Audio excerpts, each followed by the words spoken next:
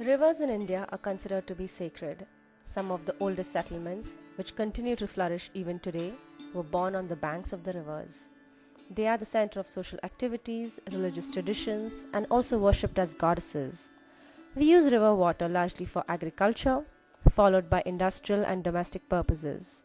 However, to meet the demands of the rapidly increasing population, water is held behind dams, intensive agricultural methods are used, and extensive irrigation canal systems is causing our rivers to dry up.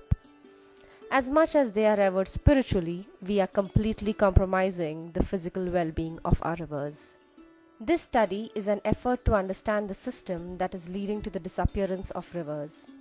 The problems of exploitation, encroachment, and pollution are illustrated with the case of River Krishna in India. River Krishna rises in the western Ghats of Maharashtra and flows from west to east through the states of Maharashtra, Karnataka, and Andhra Pradesh, and finally drains into the Bay of Bengal. Out of the total length of the river, 306 kilometers lies in Maharashtra. The study focuses on the area between Dhom and Vai, an ancient city along the banks of River Krishna in the Satara district of Maharashtra. This 10-kilometer patch of the river significantly influences the course of the River Krishna with the construction of two dams, namely Dhom and Balkavdi, close to the mouth of the river. The villagers talked to us about the current state of River Krishna. Dhom dam बांधल्यावर काय झालं असेल पहिला तर नदीचा प्रवाह अवरुद्ध झाला, पाणी वाहणं बंद झालं. पाणी वाहणं बंद झालं तसं पाण्यामध्ये एक दोन गोष्टी घडल्या व्हायच्या की पाणी वाहणं बंद झालं आणि पाण्यामध्ये प्रदूषित पाण्याचा म्हणजे सुवेचा साठा वाढत गेला. सगळ्यात येणाऱ्या पाण्याचं प्रेशरनं सगळी घाण निघून जाते आणि खोल होतात.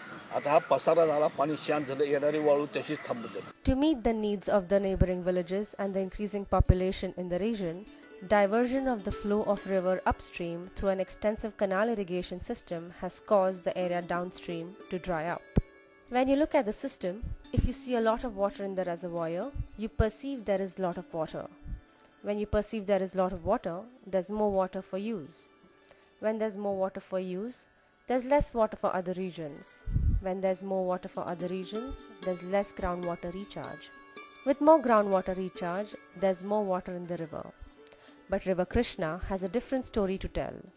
In the area between Dhom and Vai, groundwater percolation has reduced. There are large-scale sediment deposits on the riverbed over a period of time. Livelihoods dependent on freshwater fisheries has been deeply affected. And the quality of groundwater has also deteriorated without a steady flow, making more land available for encroachment. But this was not always the case. Dhom Dam was built in 1976 to meet the needs of the population, but failed to take into account the consequences to the ecosystem.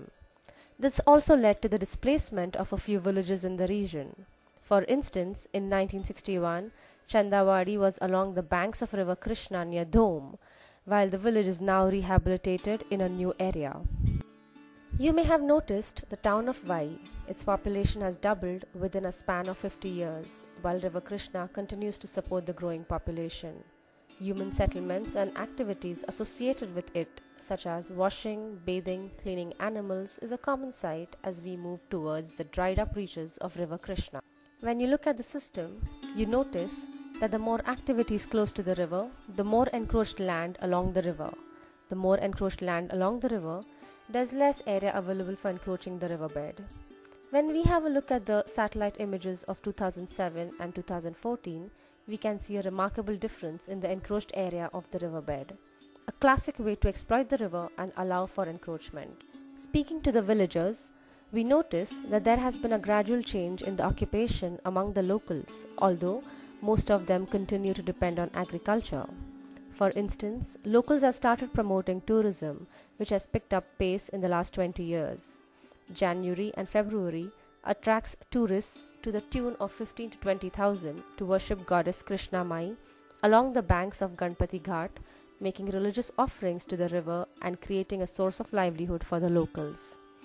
But with the sluggish, restricted flow of the river water, untreated sewage indiscriminately flowing into the river, endless activities along the banks is giving rise to water pollution in the region.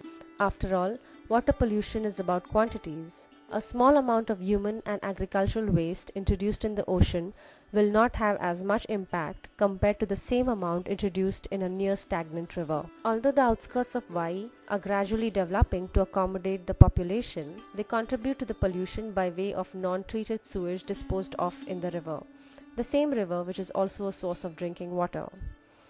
When you take a look at the system, you will notice that with more population, there is more pollution. As the pollution increases, we need more sewage treatment plants. With more sewage treatment plants, there is less pollution. But with less pollution, there is more population. When you look at the system as a whole, you will notice the interlinkages between pollution, encroachment, and exploitation. While increasing number of domestic activities on the river bed result in more pollution, it is because there is more area available for encroachment, which is due to more water in the reservoir. Is there a way to prevent these cycles? Yes, there are many ways, from efforts to set up a new sewage treatment plant to providing dustbins at the banks to dispose of garbage. These are typical solutions that postpone the problem, but do not ensure getting rid of these self-reinforcing prophecies. We require a more long-term solution. To save the river in the long run, if you want to get rid of pollution, you have to get rid of encroachment. And thus, we have to get rid of exploitation as it ensures land is freed up that is now used by dams. The only long-term solution is going to the root, that is keeping exploitation of the rivers in check.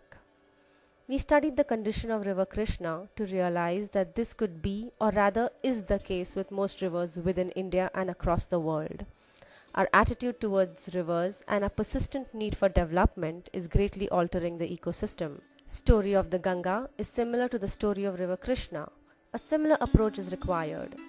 Taking into account the Ganga river system will show that the Ganga can flow in an unrestricted way. River Ganga provides for livelihoods of several million people in India, and thus we need to make a bold change in the present and honest efforts to strengthen the future. The problem of pollution will not be solved by technology. The problem of encroachment will not be solved by municipal bodies, and the problem of exploitation will not be solved by building dams.